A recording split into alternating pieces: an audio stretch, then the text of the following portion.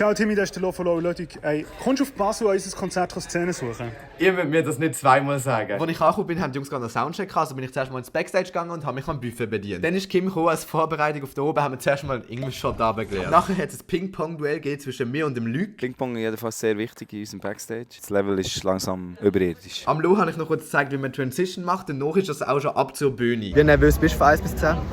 8, meistens 8, das ist toll. Das heisst, es könnte schlimmer sein, aber man ist so nervös, dass man wirklich ready ist. Und dann ist es losgegangen.